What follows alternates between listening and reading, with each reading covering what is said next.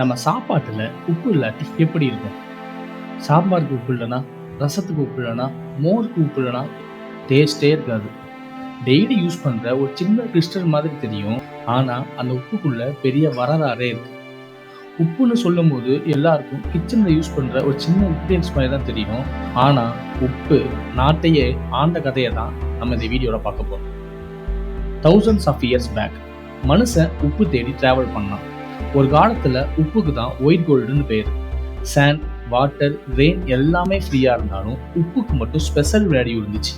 யார்கிட்ட உப்பு இருந்துச்சோ அவங்க தான் அந்த ஊரையும் அந்த நாட்டையும் கண்ட்ரோல் பண்ணாங்க. ஆன்சியன் எகிப்துல உப்பு ஒரு ட்ரெஷர் மாதிரி. அவங்க மம்மிஸ் ப்ரெசர்வ் பண்ண உப்பு யூஸ் பண்ணுவாங்க. டெட் பாடி 3000 இயர்ஸ்க்கு ப்ரெசர்வ் ஆச்சு.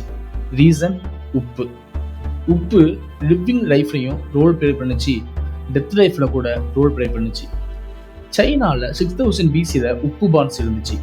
பீப்புள்ஸ் அதை எவாபரேட் பண்ணி கிறிஸ்டல் கலெக்ட் பண்ணாங்க. அது ட்ரேட் பண்ணவும் செஞ்சிச்சு. தமிழ்நாட்டிலையும் கோஸ்டல் சால்ட் பேன்ஸ் இருந்துச்சு. அதுதான் ஊர் எக்கனாமிக்கு பேஸா இருந்துச்சு. உப்பு தான் the first global currency. Roman எம்பையருக்கு போங்க, ரோமன் சோல்ஜருக்கு சேலரி கேஷ்ல கொடுக்க மாட்டாங்க, சேலரி சால்ட்ல தான் கொடுத்தாங்க. அதனால தான் இங்கிலீஷ்ல சேலரின்னு வர்றது லட்டின்ல சேலரின்னு அர்த்தம். உப்புக்கு அவ்வளோ இம்பார்ட்டன்ஸ் கொடுத்தாங்க.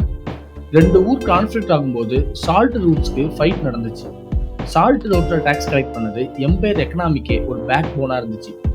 இந்தியாவில் உப்பு தான் ஒரு திருப்பு முனைனே சொல்லியாகும். பிரிட்டிஷ் டைம்ல உப்புக்கு ஹெவி டாக்ஸ் இருந்துச்சு. சிம்பிளா மனுஷன் கூட சீசோட உப்பு கலெக்ட் பண்ண முடியல. அப்போ காந்திஜி 1930ல தண்டி யாத்திரை ஸ்டார்ட் பண்ணாரு. 240 கிலோமீட்டர் நடந்து பே ஆஃப் பெங்கால் ரீச் பண்ணாரு. சீசோட உப்பு கலெக்ட் பண்ணவும் செஞ்சாரு. அந்த உப்பை கலெக்ட் பண்ணதுதான் ரெவல்யூஷனும் ஆச்சு. அந்த உப்பு சத்தியாகிரக போராட்டம் தான் ஃப்ரீடம் ஃபைட்டர்ஸ்க்கு ஒரு அடையாளமாகவும் இருந்துச்சு. ட்ரெடிஷன்ல உப்பு ஒரு மேஜிக். நம்ம ஊர்ல திருஷ்டி திருக்கிறதுக்கு உப்பு யூஸ் பண்ணுவாங்க. வீட்டில் த்ரீசோல்ல உப்பு வச்சிருப்பாங்க.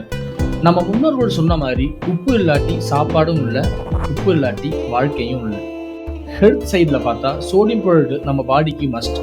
ரைட் பேலன்ஸ் இருந்தால் தான் மசில் ஒர்க் பண்ணும், நர்வ்ஸ் சிக்னல் பண்ணும்.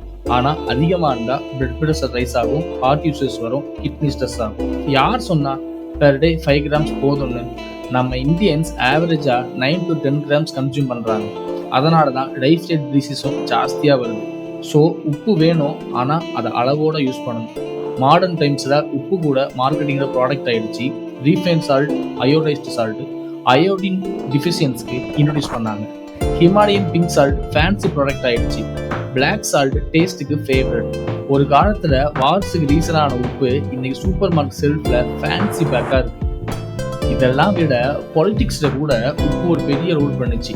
மெக்சிகோவில் சோடா டேக்ஸ், யூகேல சுகர் சால்ட் டேக்ஸ், யூஎஸ் ஃபுட்ஸில் junk ban. Salt sugar overdose ஆனால் ஹெல்த் ரிஸ்க் இருக்குன்னு சொல்லிட்டு வேர்ல்டு ரியலைஸ் பண்ணாங்க. ஆனால் ஸ்டில் பீப்புள் இப்பவும் அடிக்டாக தான் இருக்காங்க. ஸோ இந்த சின்ன கிறிஸ்டலில் கூட எவ்வளோ பெரிய கதை இருக்குன்னு பார்த்தீங்களா?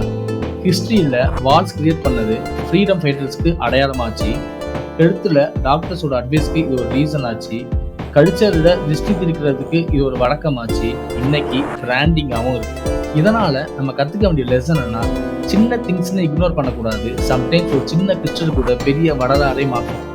நெக்ஸ்ட் டைம் சாம்பாருக்கு உப்பு போடும்போது ஜஸ்ட் ஒரு செகண்ட் திங்க் பண்ணுங்க, இது டேஸ்ட்டுக்கு மட்டும் இல்லை, இது உலகம் ஆண்ட கிறிஸ்டல் அப்படின்னு.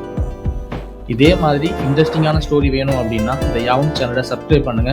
நெக்ஸ்ட் என்ன ஸ்டோரி வேணுன்றதை கமெண்ட்ல கேளுங்க.